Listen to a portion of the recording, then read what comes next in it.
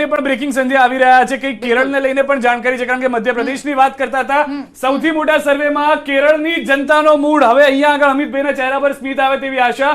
News 18 નો mega opinion pole કે જેમાં કેરળની 20 બેઠકમાંથી યુડીએફ ને 14 બેઠક મળી શકે છે, એલડીએફ ને 4 બેઠક મળવાનું અનુમાન અહીંયા આગળ પણ જોવા મળી રહ્યું છે, કારણ કે એનડીએ ને 2 બેઠક મળવાનું અહીંયા અનુમાન છે. 2 બેઠક પણ તેઓ માટે તો નજીકમાં જ હશે 400 નો આંકડો પાર કરવા માટે, પરંતુ યુડીએફ મોટો રોલ અહીંયા આગળ ભજવશે અને તેને લઈને પણ સંજય સમજવું જરૂરી થઈ જશે કે જો 400 નો આંકડો પાર કરવો છે તો અહીંયા પણ ટાર્ગેટ કરવું પડશે. હવે સૌથી વધારે મહત્વની વાત હિરેનભાઈ તમારે એ પણ જાણવી સમજવી પડશે કે અહીંયા આગળથી કઈ રીતે આખું આ કરીને આગળ ચાલવું. હવે તમે આને પરિણામ માનશો કે હજી આને તમે ઓપિનિયન પોલ સાથે વળગેલા છો? પ્રશાંતભાઈનો એ જ સવાલ, અમિતભાઈનો એ જ સવાલ. શૈલેષભાઈ, જો કેરલા જે છે એમાં કોંગ્રેસ ક્યાંય દેખાતી નથી, એના સાથી પક્ષો જે છે એ ક્યાંક ને ક્યાંક દેખાઈ રહ્યા છે. કોંગ્રેસનું અસ્તિત્વ તો સમગ્ર દેશમાંથી નાબૂદ થઈ ગયું છે. નહીં, કોણ લડી રહ્યું છે ત્યાંથી એ તો જુઓ, કોણ લડી રહ્યું છે. અમિતભાઈ વધારે વિસ્તારથી વાત કરશે ને. પહેલી જે કોંગ્રેસની યાદી હતી એમાં પણ એમના દિગ્ગજોના નામ હતા, શશી થરૂર, રાહુલ ગાંધી. એ જ કહું છું કે શૈલેષભાઈ કદાચ એમના મનમાં ભારત એટલે કદાચ જે રાજ્યોમાં ભારતીય જનતા પાર્ટીની સરકારો હશે એ જ આગળના ભારતને કદાચ ઓળખવાની માંગતા કે જાણવાની માંગતા, એ અલગ બાબત છે ને. એટલે જ ત્યાં આજે પણ એમને રિઝલ્ટ નથી મળતું. આજે પણ ત્યાં મોદી લહેરની મોદી નામનો ઉપયોગ પણ નથી થતો. એવા રાજ્યો છે જેમનું ખાતું પણ સૌથી વધારે શિક્ષિત લોકો છે આ શિક્ષિત રાજ્યમાં. લોકો, દેશના નહીં દુનિયાના શિક્ષિત લોકો જ્યાં છે ત્યાં આપકી બાર મોદી સરકારનું સ્લોગન દિવાલ પર તો નહીં, ત્યાં કોઈ છોકરાના મોઢે નહીં આવતું, ત્યાં કોઈ મોદી લહેર નહીં દેખાતી, ત્યાં આગળ કોઈ તમને હિન્દુત્વના નામે કોઈ એવું ખોટું મોકલી.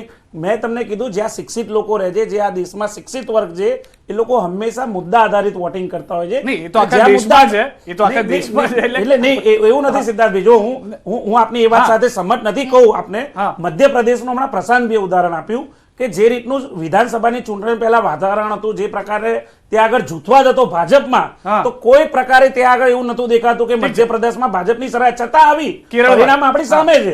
હું કેરળની વાત પર આવું કે એમને હું એ જ યાદ દેવડાવું છું કે આ વચ્ચેની વાત નહીં, આપના ટર્નમાં બોલજો, આપના ટર્નમાં બોલજો, આપના ટર્નમાં બોલજો, આપ બોલી લો. ચલો એમના ટર્નમાં હું બોલી લઉં. કેરળ ફાઇલની પણ વાત કરવી જોઈએ. કેરળ ફાઇલ આપે બનાવેલી બધી ફાઇલ જોઈ છે, ફ્લોપ રહી છે. એ પણ યાદ કરવી. સરકારી તમામ સહાય આપો તો પણ પિક્ચરો ફ્લોપ ગયા છે.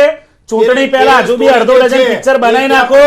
ગાંધીની બદલે સાવરકર ને વીર બતાવવા માટેના પિક્ચરો પણ બનાવ્યા તમે. પણ આ દેશમાં ગાંધીનો જ ઇતિહાસ છે. આ દેશના જે ગાંધી છે એને દુનિયા ઓળખવાની છે.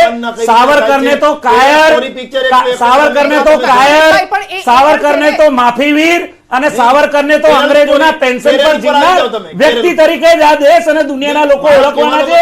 ઇતિહાસ ગમે તેવો બદલવા જાવ. અમિતભાઈ, એક સારા સમાચાર કેરળથી છે તમારા માટે. ઇન્ડીને લઈને 18 તમારી બેઠકો છે, કદાચ જેટલી બાકીના ઉપરના રાજ્યથી નથી એટલી તમે જે રીતે કહેતા હતા કેરળથી 18 બેઠકો છે. હવે આ કઈ રીતે જોઈ રહ્યા છો આપ એને લઈને? હું એ જ કહું છું, આજ પણ હું આપને એ જ વાત કહું છું કે અમે તો સંઘર્ષ કરીએ છીએ, ઘણા વર્ષોથી સત્તામાં નથી. અમે ક્યારે એવો અભિમાન નથી રાખ્યું કે અમે ક્યારે એવો હમ નથી રાખ્યો. અમે ક્યારે એવા આંકડા નથી આપ્યા ગપગોળા આપકી બાર 150 પાર, આપકી બાર 400 પાર. હું માનું છું ચૂંટણી પંચના કમિશનરે જે રીતે રાજીનામું આપ્યું છે એ અને આંકડાઓની ક્યાંક ઉલટ તપાસ કરવામાં આવે તો ઘણા બધા તથ્યો આ દેશની જનતા સામે આવશે કે આ લોકશાહી દેશ છે ને એમાં લોકશાહી ડબે વોટિંગ થવાનું છે કે નહીં. કેટલાય રહસ્યો હાઈકોર્ટના જજ રાજીનામું આપે છે ચૂંટણીના 20 દિવસ પહેલા અને ભારતીય જનતા પાર્ટીનો ખેસ પહેરીને ચૂંટણી લડવા નીકળે છે. આ દેશના ચૂંટણીની જવાબદારી જેના માથે ચૂંટણી કમિશનર અચાનક 5 દિવસ પહેલા રાજીનામું આપે છે. આ દેશમાંની ચર્ચા વાત કરો ને, રાહુલ ગાંધીની વાત કરો, વાયનાડની વાત કરો, બેઠકોની વાત કરો કે જે સંધ્યાબેન